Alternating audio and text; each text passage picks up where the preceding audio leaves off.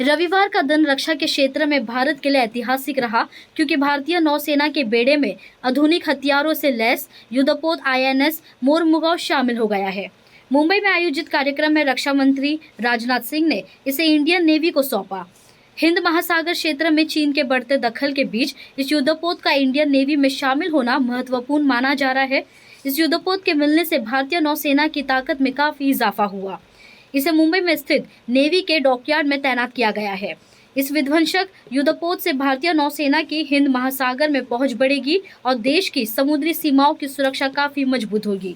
आपको बता दें कि आईएनएस मोरमुगाव का नाम गोवा के ऐतिहासिक बंदरगाह शहर के नाम पर रखा गया है।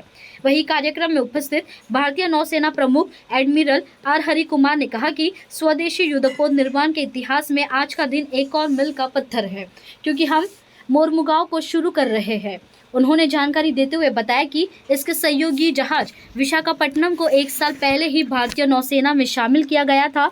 नौसेना प्रमुख ने कहा कि ये उपलब्धि पिछले दशक में युद्धपोत डिजाइन और निर्माण क्षमता में हमारी ओर से उठाए गए बड़े कदमों का संकेत है। नौसेना में शहरों के नाम पर जहाजों के नामकरण की परंपरा रही है, जो दोनों के बीच एक स्थायी संबंध स्थापित करता है। आपको बता दें कि इस युद्धपोत ने 19 दिसंबर 2021 को पहली बार समंदर में कदम रखा था। रक्षा मंत्रालय से मिली जानकारी के मुताबिक इस विध्वंसक युद्धपोत को भारतीय नौसेना के वॉरशिप डिजाइन ब्यूरो ने डिजाइन किया है और इसका निर्माण मुंबई की Mazagon dock ship builders limited ने किया है। यह पूरी तरह से स्वदेशी युद्धपोत है और भारत के निर्मित सबसे घातक युद्धपोतों में शामिल है। भारतीय नौसेना के मुताबिक ये युद्धपोत दूरसंवेदी उपकरणों, आधुनिक रडार और सतह से सतह पर मार करने वाली मिसाइल, इसके अलावा सतह से हवा में मार करने वाली मिसाइल जैसी हथियार प्रणालियों से लैस है। नौसेना की जानकारी के अनुसार ये युद्धपोत की लंबाई 163 मीटर, चौड़ाई 17 मीटर और वजन 7,400 टन है। इस युद्धपोत में 4 शक्तिशाली गैस टरबाइन लगी है, जिनकी मदद से ये जंगी जहाज 30 समुद्री मील से अधिक की रफ्तार से चल सकता है। ये युद्धपोत दूरसंवेदी उपकरणों, आधुनिक रडार और सतह से सतह पर मार करने वाली मिसाइल और सतह से हवा में मार करने वाली मिसाइल, रॉकेट लॉन्चर और टोरपीडो जैसे हथियारों से लैस है। इसकी वजह से दुश्मन देश के जहाज पर हमेशा भारी पड़ेगा। इस युद्धपोत में लगी मिसाइलें आसमान में उड़ते विमान पर 70 किलोमीटर और जमीन या समुद्री पर मौजूद लक्ष्य पर 300 किलोमीटर दूर से निशाना लगाने में सक्षम है। आधुनिक रडार की मदद से इस युद्धपोत पर बेहद खराब मौसम के दौरान भी नौसेना के हेलीकॉप्टर लैंड कर सकेंगे। आईएनएस मोरमुगाव 127 मिलीमीटर गन से लैस है। इसमें AK-630 anti missile gun system भी है। इस युद्धपोत को प्रोजेक्ट 15B के तहत निर्मित किया गया है।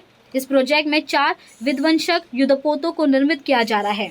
इसी प्रोजेक्ट के पहले जहाज आईएनएस विशाखापट्टनम को पिछले साल भारतीय नौसेना में शामिल किया गया था। बाकी 2 युद्धपोतों आईएनएस इम्फाल और आईएनएस सूरत का निर्माण कार्य भी मझगांव डॉकयार्ड में तेजी से चल रहा है।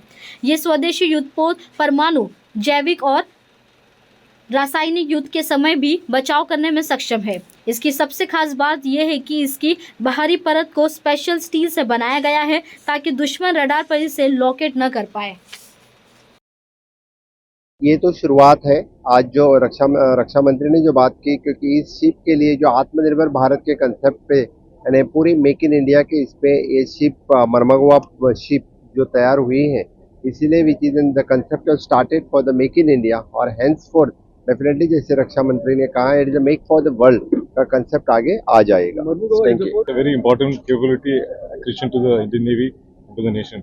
This will definitely help us in remaining a very vigilant and very strong maritime power in the region. Mormugaon is a very important port. In fact, in that port only we have the Goa shipyard also located.